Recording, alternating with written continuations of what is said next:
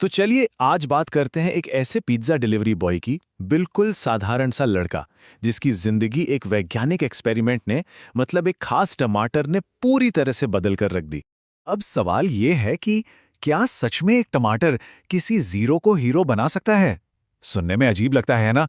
तो चलिए पता लगाते हैं कि इस कहानी में आखिर ऐसा क्या हुआ। तो कहानी की शुरुआत होती है एक बहुत बड़ी कंपनी एज की एक सीक्रेट लैब से। यहाँ पर दो साइंटिस्ट मिलकर कुछ ऐसा बना रहे हैं जो दुनिया को तो बदल सकता है, पर साथ ही एक बहुत बड़ा बवाल भी खड़ा कर सकता है। ये देखिए, साइंटिस्ट टकर और मार्कले ने मिलकर एक ऐसा कमाल का सीरम बनाया है जो अगर किसी टमाटर में डाल दिया जाए तो वो कुचलने के बाद भी वापस ठीक हो जाता है। सोचिए, उनका असल मकसद तो इससे इंसानों की बड़ी बड़ी चोटों और बीमारियों का इलाज करना था। लेकिन असली सवाल तो यही था, क्या ये इंसानी शरीर पर काम करेगा? और इसी कहानी में दूसरी तरफ है मैट, बिल्कुल एक आम लड़का, अपनी माँ की पिज़्ज़ा शॉप में हाथ बटाता है। कॉलेज में टॉड नाम का एक लड़का उसे परेशान करता रहता है, और सूजन नाम की एक लड़की है जिसे वो पसंद तो करता है पर कहने की हिम्मत नहीं है।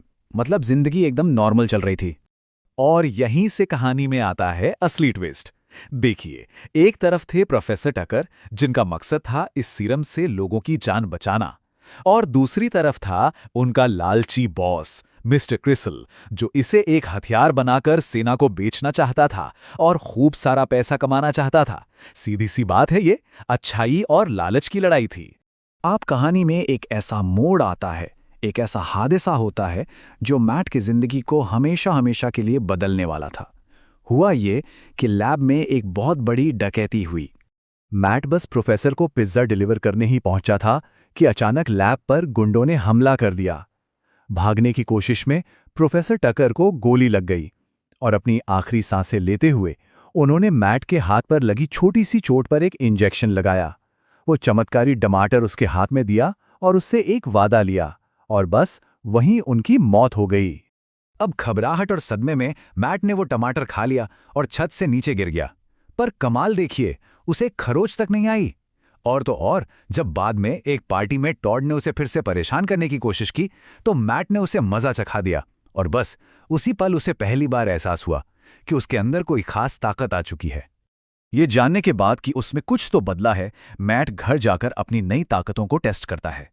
उसने जलता हुआ स्टोव छू लिया, कोई दर्द नहीं हुआ। उसने एक पूरी कार अपने हाथों से उठा ली।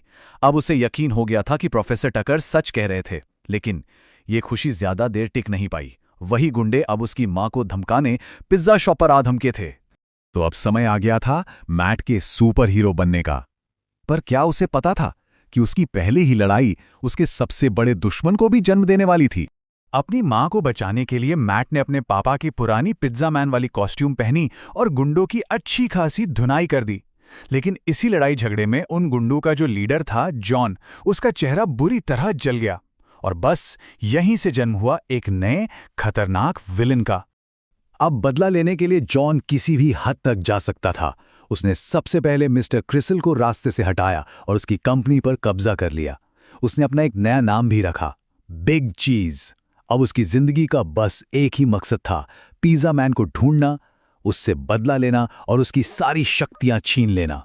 तो एक तरफ तो मैट की जिंदगी पटरी पर आ रही थी, सूजन से भी उसकी नजदीकियां बढ़ रही थीं।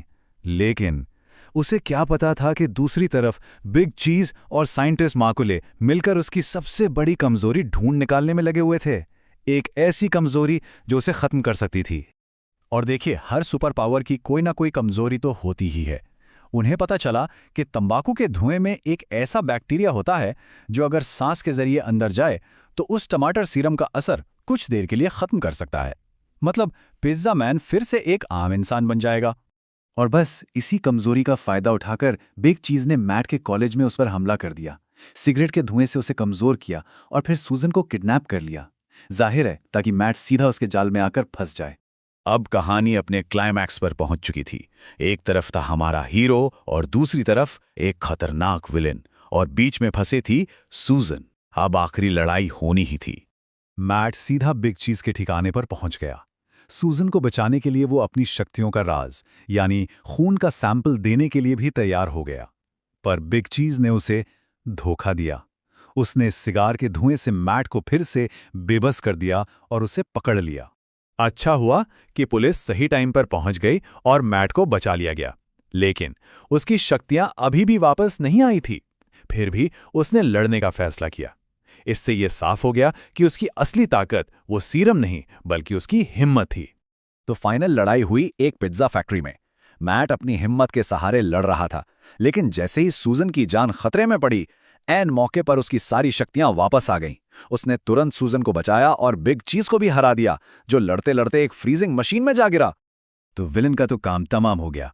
इसके बाद मैट ने पुलिस डिटेक्टिव को अपनी असलियत बताई और सबसे जरूरी, उसने आखिरकार सूजन से अपने दिल की बात कह ही दी और कहानी की हैप्पी एंडिंग हुई।